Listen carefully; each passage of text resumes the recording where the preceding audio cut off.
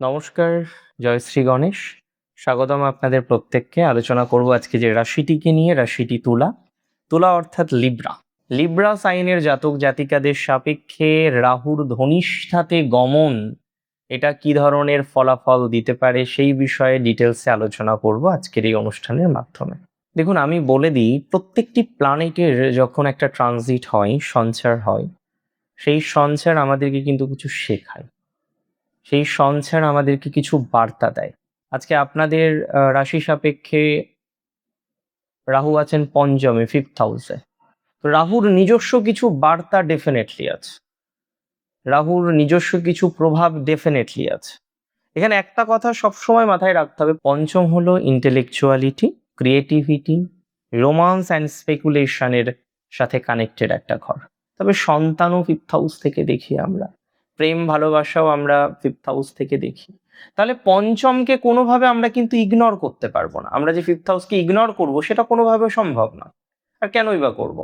সেখানে রাহু আছে।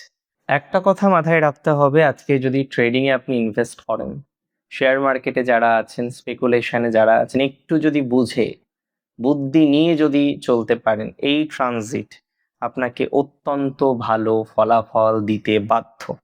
ক্রিয়েটিভ ফিল্ডে যারা আছেন, আর্ট লাইনে যারা আছেন, ডিজিটাল মিডিয়া লাইনে যারা আছেন, ডিজাইনিং এর অন্যান্য কনসেপ্টে যারা আছেন, তাদের জন্য যথেষ্ট পজিটিভ ফলাফল আসতে বাধ্য। উচ্চ শিক্ষায় যারা যুক্ত রয়েছেন, কিন্তু প্রথাগত নয়, অপ্রথাগত বা প্রযুক্তিগত কিছু বিষয়, মানে এই নয় যে মাধ্যমিক, উচ্চ মাধ্যমিক, তারপরে গ্রাজুয়েশন, তারপরে মাস্টার ডিগ্রি, তারপরে রিসার্চ, তাছাড়াও হয় না ডিপ্লোমা, বিভিন্ন সার্টিফিকেট কোর্স, এগুলোতে দুর্দান্ত পজিটিভিটি আসবে। প্রেম বা সম্পর্কে নতুন অধ্যায় আসতে পারে, that is very important. Relationship বা আপনার প্রেম বা আপনার সম্পর্কের ক্ষেত্রে যথেষ্ট পজিটিভ ফলাফল আপনারা পাবেন, এটা খুব দায়িত্ব নিয়ে আমি আপনাদের বলতে পারি। তবে নতুন একটা রোমান্টিক আকর্ষণের সংযোগ আমরা লক্ষ্য করতে পারবো, এটা নিয়ে কোনো ডাউট আমার অন্তত পক্ষে নেই। দেখুন, ধনিষ্ঠা নক্ষত্র এটা খুব স্পেশাল নক্ষত্র। আজকে তুলা রাশির ক্ষেত্রেও খুব স্পেশাল নক্ষত্র ধনিষ্ঠা। কালপুরুষের রাশিচক্রে 23 নম্বর নক্ষত্র। হ্যাঁ, ধনিষ্ঠা নক্ষত্র মঙ্গলের নক্ষত্র। প্রতীক হচ্ছে ঢাক বা ডমরু, বা you can say sound, specially sound producing object. শব্দ হচ্ছে ব্রহ্ম, তাই না? শব্দ আমাদের জন্য ব্রহ্ম স্বরূপ। আর এই ঢাক, ডমরু যাই বলি না কেন, এরা কি করে? শব্দ তৈরি করে, দিক বেদিকে ছড়িয়ে দেয় শব্দটাকে। অষ্টবসুর যে দৈব শক্তি, বৈভব, সুখ অনেক ক্ষেত্রে দেওয়ার যে প্রবণতা, সেটা বাড়ে। রাহু মঙ্গলের নক্ষত্রে, আমি বলে দিই, আপনার বিপুল অর্থ উপার্জনের বা অর্থ অর্জনের যে ক্ষুধা বা তৃষ্ণা, সেটা কিন্তু 100% বাড়তে চলেছে। আমি বলে দিই, এই ট্রানজিটে 3রা আগস্ট থেকে প্রথম যে ভাইবসটা 18ই সেপ্টেম্বর, ভেরি স্পেশাল। মঙ্গল এই সময়ে তুলা রাশির ভাগ্যস্থানে থাকে, এবং আলটিমেটলি কত ভাগ্যস্থান মানে 9। মঙ্গল আপনার দ্বিতীয়, আপনার সপ্তম, এবং প্র্যাকটিক্যালি তো রাজ্যকারী প্ল্যানেট হয়ে গেল, পঞ্চমের সাথেও কানেক্ট হয়ে গেল রাহুর দ্বারা। যে কারণে এই সময়ে আপনার বুদ্ধি এবং সিদ্ধান্তের সাথে ইমপ্রুভমেন্টের জায়গাটা প্রচুর পরিমাণে দেখা যাবে, ভাগ্যের মেলবন্ধন ঘটবে, ইনভেস্টমেন্টের জায়গাটা, পজিটিভিটির জায়গাটা আপনাকে তৈরি করে দেবে, ইনভেস্টমেন্ট রিলেটেড বিষয়ে অগ্রগতির জায়গা দেখতে পারবো, পার্টনারশিপ ব্যবসায় প্রবৃদ্ধি ঘটবে আপনার, পার্টনারশিপ ব্যবসায় ডেভেলপমেন্ট ঘটবে আপনার।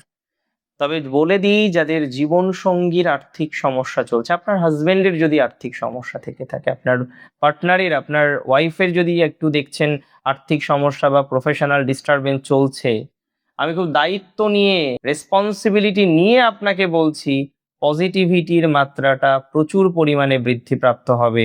এটা নিয়ে আমার কিন্তু কোনো রকম ডাউট নেই, এটা নিয়ে কিন্তু কোনো রকম সন্দেহ নেই। আপনার আর্থিক বড় সুযোগ, সন্তানের শিক্ষাক্ষেত্রে বড় সুযোগ, কেরিয়ারে বড় সুযোগ আসার প্রবণতাটা দেখতে পারবো। কেরিয়ারের ক্ষেত্রে শুভ সংবাদ প্রাপ্তির সম্ভাবনাটা প্রবল পরিমাণে দেখতে পারবো। তবে কথা যেটা এরপরেও আছে, 19শে সেপ্টেম্বর থেকে 5ই নভেম্বর মঙ্গল থাকবে নিচস্থ হয়ে আপনার ঠিক দশমে, আপনার 10th হাউসে, আপনার কর্মক্ষেত্রে। এই ট্রানজিটে দেখুন খারাপ হবে বলে আমি মনে করি না, তবে ভাইবসটা কিন্তু দুর্বল। যা কিছু পাবেন, যা পাবেন ধীরে সুস্থে পাবেন। নতুন কাজের দায়িত্ব, রেসপন্সিবিলিটি জীবনচক্রে আসবে। তবে কর্কটে মঙ্গল নিচস্থ থাকায় এই সময়ে কাজের জায়গায় আবেগকে গুরুত্ব দেওয়া যাবে না। কর্মক্ষেত্রে আবেগ নিয়ন্ত্রণ করুন, করে পেশাদারি সিদ্ধান্ত নিন। ব্যবসা সম্প্রসারণের নতুন সুযোগ আপনার জীবনচক্রে আসবে। আমি খুব দায়িত্ব নিয়ে কনফিডেন্সের সাথে আপনাকে বলতে পারি। তবে এটাও আপনাকে বলবো, জীবনসঙ্গীর মেজাজ এই সময় খিটখিটে হতে পারে। প্রথম দিকে বললাম আর্থিক ভাগ্য, পরিবারে অহেতুক তর্ক দানা বাঁধতে পারে, যেটাকে মোটেই প্রশ্রয় দেওয়া যাবে না। পরিবারে কেন তর্ক বাড়বে? কেন তর্ককে আমরা গুরুত্ব দেব? কোনোভাবেই পরিবারের মধ্যে তর্ককে গুরুত্ব দেওয়া যাবে না। স্বাস্থ্যের প্রতি, আপনার হেলথের প্রতি দায়িত্বশীল, কর্তব্যশীল আপনাকে কিন্তু থাকতে হবে। That is very sure. আপনি আপনার স্বাস্থ্যে, আপনার হেলথে রেসপন্সিবিলিটি রাখুন, কারণ আপনি কিন্তু একা নন। আপনার উপরে একটা ফ্যামিলি ডিপেন্ডেন্ট, আপনার উপরে অনেক মানুষ নির্ভরশীল। অনেকে ভাবেন যে কি হবে, বাট অনেক কিছু হবে। একবার ভেবে দেখবেন, মনে মনে একবার পরিকল্পনা করে দেখবেন যে আপনি যদি না থাকেন আপনার ফ্যামিলির কি হতে পারে। একবার এই ধারণাটা রাখবেন, দেখবেন বুঝতে পারবেন কোন ধরনের ভাইবসটা প্র্যাকটিক্যালি আসছে। আমি বলে দিই, এই সময়ে আপনাকে স্বাস্থ্যের প্রতি যত্ন নিতে হবে। যারা ক্রিয়েটিভিটি, বিভিন্ন ফাটকা বিষয়ে ইনভেস্টমেন্ট করেন, তাদেরও সতর্কতা রাখার চেষ্টা করতে হবে। অ্যান্ড আমি 100% দায়িত্ব নিয়ে কনফিডেন্সের সাথে আপনাকে বলছি, এই সময়ে যত বেশি নিজেকে নিয়ন্ত্রণ করতে পারেন তত বেশি নিজেকে নিয়ন্ত্রণ করাটা প্রয়োজন। 6 নভেম্বর থেকে 5ই ডিসেম্বর মঙ্গল থাকছে সিংহ রাশিতে। অ্যান্ড এই সময়টায় আপনার একাদশে মঙ্গল, একাদশ, দ্বিতীয়, সপ্তম, পঞ্চম কানেক্টেড। একটা কথা সবসময় মাথায় রাখবেন, প্রত্যেকটা ট্রানজিটের ফলাফল সেম নয়। মঙ্গল আজকে আপনার দশমে এক ধরনের ফল দিল, একাদশে আর এক ধরনের ফল দেবে। এই সময়টায় আপনার আয়ের জন্য সেরা সময়। ট্রেডিং এর ক্ষেত্রে ডেভেলপমেন্টের জায়গাটা তৈরি হয়ে যাবে, ট্রেডিং এর ক্ষেত্রে অগ্রগতির জায়গাটা তৈরি হয়ে যাবে। ট্রেডিং এর ক্ষেত্রে সাইড ইনকাম বা ক্যাশ ফ্লো বাড়তে পারে, এক্সট্রা ইনকাম বৃদ্ধির সম্ভাবনা লক্ষ্য করতে পারবো। দীর্ঘদিনের কোনো স্বপ্ন পূরণ হতে পারে, দীর্ঘদিনের কোনো পুরনো পরিকল্পনা, সেটা বাস্তবায়ন হওয়ার সম্ভাবনা থাকবে। দেখুন, সন্তানদের থেকে সঠিক সংবাদ বা সুসংবাদ বলতে যেটা আমরা বুঝি, সেটা আসবে বা পাবেন বলে আমি মনে করছি। শ্বশুরবাড়ির পক্ষের লোকজনদের সাথে ব্যবসায়িক কোনো কাজকর্ম করবেন না। আর যাই করবেন না কেন, শ্বশুরবাড়ির সাথে, অতিরিক্ত নিকট আত্মীয়ের সাথে, এটা অন্তত করবেন না। কোনটা কোনটা করবেন না? ব্যবসা। কোনো রকম ব্যবসা রিলেটেড বিষয়ের মধ্যে জড়াবেন না, সেটা আপনার জন্য নেগেটিভ হতে পারে। দেখুন, একটা কথা সবসময় বুঝতে হবে, আজকে প্র্যাকটিক্যাল কিছু বিষয় বুঝুন। কি বিষয় আমি বলি, অনেকেই আছেন, বিভিন্ন রকম ভাবে তো আমরা পরিকল্পনা করি। আমি ফার্স্ট অফ অল আপনাকে একটা কথাই বলতে চাই, এই ট্রানজিটে অতিরিক্ত লোভ করা যাবে না, লোভ এড়িয়ে চলতে হবে, না হলে মুশকিল। সন্তানের সাথে বোঝাপড়াটা না বজায় রাখার চেষ্টা করতে হবে। সন্তানদের উপর মতামত চাপিয়ে না দিয়ে তার কি চাইছে, কি করতে চাইছে সেটা বুঝুন, সেভাবে চলুন। আমার মনে হয় তাতে ইমপ্রুভমেন্টের জায়গাটা অনেকটাই তৈরি হবে বা হওয়ার প্রবণতা দেখতে পারবো।